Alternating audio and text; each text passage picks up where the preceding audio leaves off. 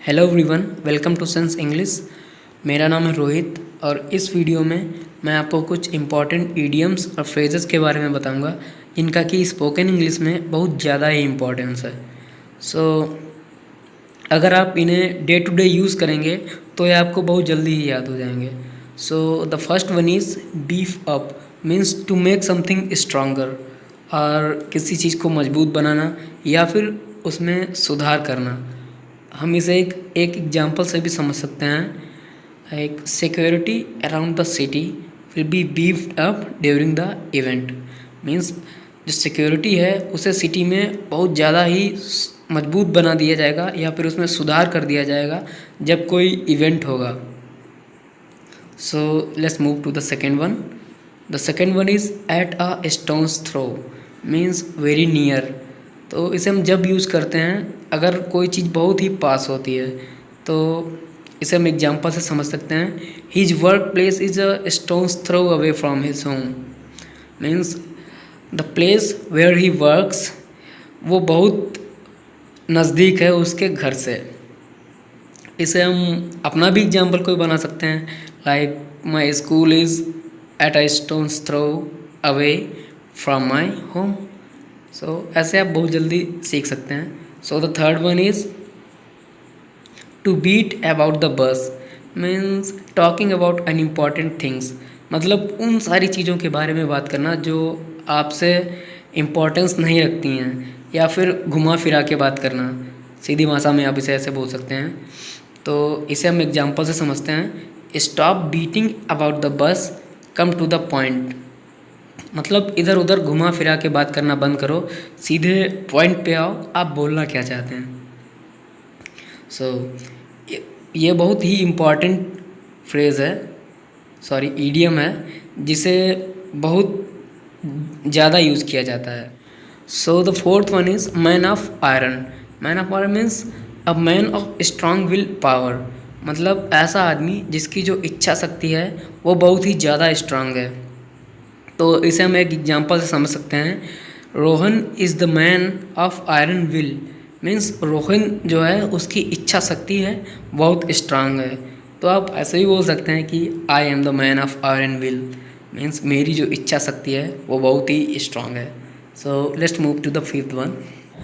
So the fifth one is cut no ice, means to make no effect. इसका मतलब है किसी भी चीज़ का हम पे कोई प्रभाव ना पड़ना, मतलब कोई भी हमसे चाहे जितना भी बोलता रहे लेकिन हम उसे अनसुना ही करते रहते हैं, तो कोई प्रभाव ना पड़ना। इसे हम एक एग्जांपल से भी समझ सकते हैं। I have heard her excuses and they cut no ice with me, मतलब मैंने उसको एक्सक्यूजेस को सुना बट उसका मुझ पर कोई असर नहीं पड़ा।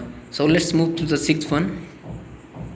सो the sixth one is a red letter day, means an important day, एक बहुत ज़्यादा ही महत्वपूर्ण दिन, मीन्स ऐसा दिन जो किसी के लिए बहुत ज़्यादा ही महत्व रखता हो। सो हम इसे एक एग्जांपल से समझ सकते हैं। Next week we celebrate the biggest red letter day in the calendar for us, मतलब नेक्स्ट वीक जो है आने वाला डे है वो बहुत ज़्यादा ही हमारे लिए महत्व रखता है, क्योंकि उस दिन हमारा कंट्री आज़ाद हुआ था। So let's move to the seventh one. So the seventh one is to look off colors, means seem unwell. seem unwell in the sense अस्वस्थ दिखना या फिर मूड ऑफ होना किसी भी रीज़न से। सो हम इसे एक एग्जांपल से समझ सकते हैं। I was of colours after the finishing of exam, मतलब मैं बहुत अनवेल दिख रहा था क्योंकि मेरा जो एग्ज़ाम है हो सकता है वो अच्छा ना गया हो, इसीलिए।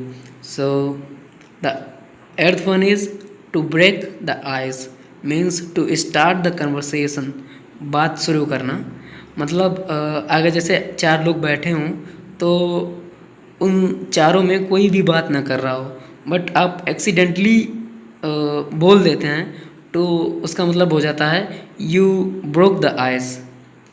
सो इसे हम एग्जांपल से समझ सकते हैं। Finally he managed to break the ice by talking about the movies, means ऐसे कई लोग बैठे होंगे तो फाइनली कोई बोल नहीं रहा होगा तो फाइनली उसने कैसे भी बात शुरू की मूवीज़ के बारे में बात करके। तो ये था अर्थ। So let's move to the ninth one. Ninth one is by no means, मतलब इन नो वे।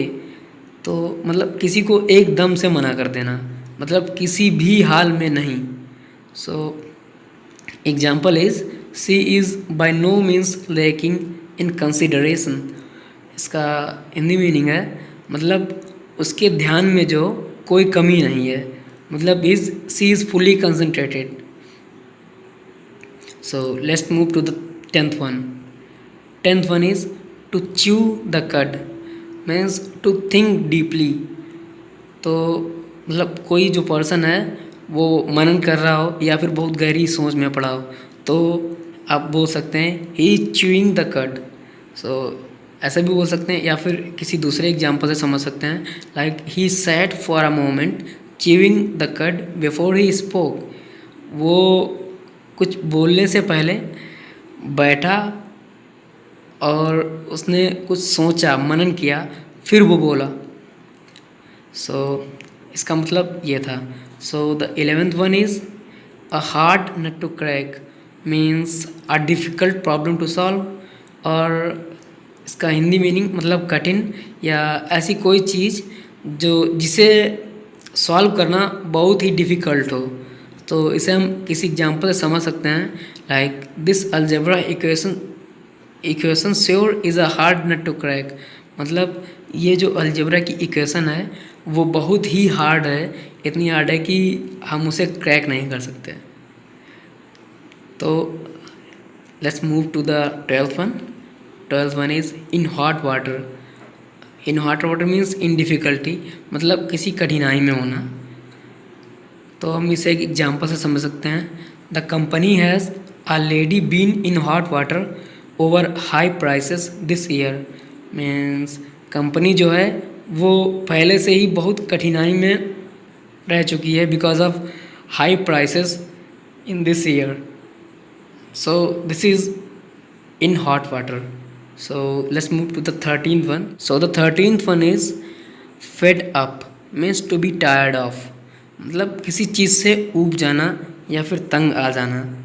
तो इसके हम एक एग्जांपल से समझ सकते हैं, जैसा कि पीपल आपस में बोलते हैं कि I am fade off you, means मैं तुमसे ऊब गया हूँ या मैं तुमसे तंग आ गया हूँ। या फिर दूसरा एग्जांपल भी है, I am so fed up with the people making fun of me because I am different, she said फ्रोनिंग।